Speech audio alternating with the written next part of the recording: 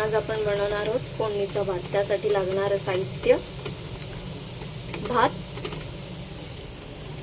कोथिंबीर, लसूण, मिरच्या, कढीपत्ता, कांदा आणि कोकम। सर्वप्रथम आपण पहिले तेल तापवून घेणार आहोत फोडणीसाठी। तेल तापून झाल्यानंतर आपण टाकणार आहोत मोहरी,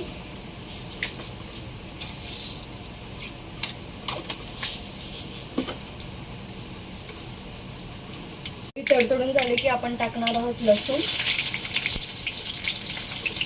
लसूण थोडं लालसर झाल्यानंतर जिरं, जिऱ्यानंतर कढीपत्ता,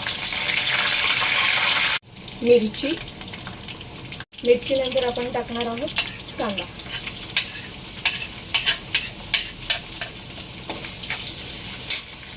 आता आपण टाकणार आहोत चवीनुसार मीठ।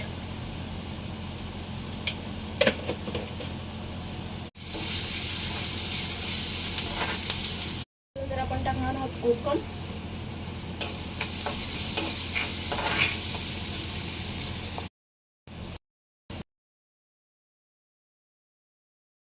ऍड करणार आहोत राईस।